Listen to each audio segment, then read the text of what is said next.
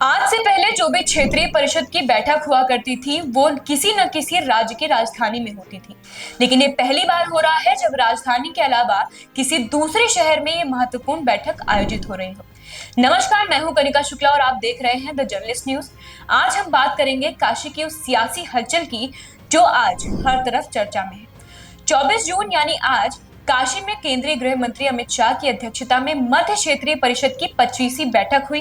और यकीन मानो, ये सिर्फ कोई बोरिंग सरकारी मीटिंग नहीं थी। ये तो एक ऐसा सियासी मंच था जो आने वाले विधानसभा चुनाव का रंग तय करने वाला है। तो आखिर इस बैठक में ऐसा क्या खास था और क्यों कहा जा रहा है कि काशी से एक नया सियासी तूफान उठने वाला है? तो चलिए आज इसको समझते हैं। काशी यानी वाराणसी, ये शहर तो वैसे ही धार्मिक और सांस्कृतिक नगवा है, लेकिन अब ये सियासत का भी बड़ा अड्डा बनता जा रहा है। इस बार मध्य क्षेत्रीय परिषद की बैठक पहली बार किसी राजधानी से बाहर काशी में हुई। इसमें 4 राज्यों उत्तर प्रदेश, उत्तराखंड, मध्य प्रदेश और छत्तीसगढ़ के मुख्यमंत्री शामिल थे।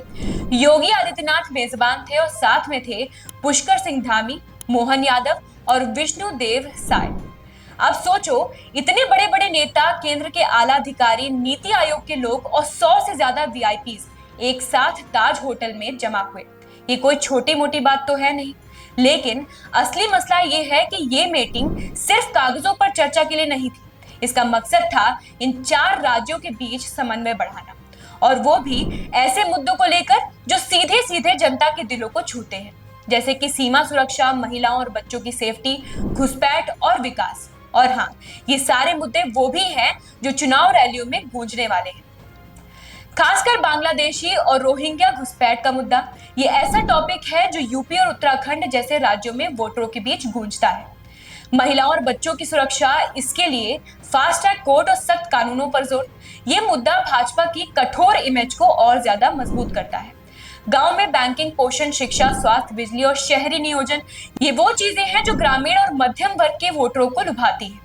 धार्मिक पर्यटन को बढ़ावा, हिमालय नदियों का संरक्षण और काशी के जीआई टैग वाले हस्तशिल्प की प्रदर्शनी, ये सब भाजपा की उस रणनीति का हिस्सा है जो विकास को संस्कृति से जोड़ती है। इस बैठक के बाद सभी को अयोध्या के राम मंदिर का प्रसाद भी दिया गया। अब ये तो साफ है कि भाजपा सांस्कृतिक कार्ड को भी पूरी शिद्दत से खेल रही है। अब बात आती है कि चुनावी समीकरण कैसे बदलेगा।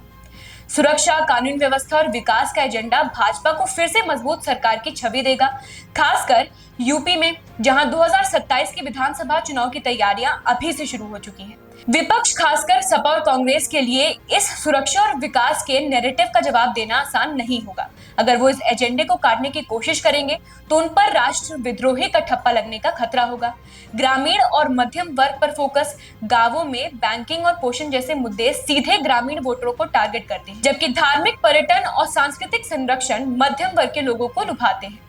यूपी, उत्तराखंड, एमपी और छत्तीसगढ़, ये चारों भाजपा शासित राज्य हैं। इन मीटिंग में इन राज्यों में पार्टी का तालमेल और मजबूत होगा, जो चुनावी रणनीति के लिए जरूरी है। विपक्ष के लिए ये मीटिंग एक बड़ा चैलेंज है। सपा, कांग्रेस या दूसरी पार्टियां अगर इस एजेंडे को नजरअंदाज करेंगी तो वो पीछे रह जाएगी, लेकिन अगर वो जवाब देने की कोशिश करेंगी तो उन्हें ठोस प्लान चाहिए होगा, जो अभी दिख नहीं रहा है। मिसाल के तौर पर सपा के कुछ बागी विधायकों का मुद्दा पहले से ही उनकी मुश्किलें बढ़ा रहा है। ऐसे में भाजपा का ये सियासी दांव उनके लिए सिरदर्द बन सकता है। तो आपको क्या लगता है कि काशी से तूफान आएगा? बिल्कुल आएगा। ये मीटिंग सिर्फ एक दिन की चर्चा नहीं थी, ये तो उस सियासी स्क्रिप्ट की पहली कड़ी थी जो 2027 की यूपी विधानसभा चुनाव और बाकी राज्यों के माहौल को तय करेगी। भाजपा ने सुरक्षा, विकास और संस्कृति का ऐसा कॉकटेल तैयार किया है जो वोटरों के दिल दिमाग पर उतर सकता है। लेकिन खेल अभी भी बाकी है। विपक्ष की चाल, जनता का मूड और काशी की सियासी गलियों में गूंजने वाली बातें सब मिलकर तय करेंगी कि ये तूफान कितना बड़ा होगा। तो आपको क्या लगता है कि भाजपा इस बार फिर से बाजी मारेगी या विपक्ष कोई बड़ा दांव खेलेगा? कमेंट में बताइए और हाँ, हमारी वीडियो को शेयर करना ना भूलिएगा।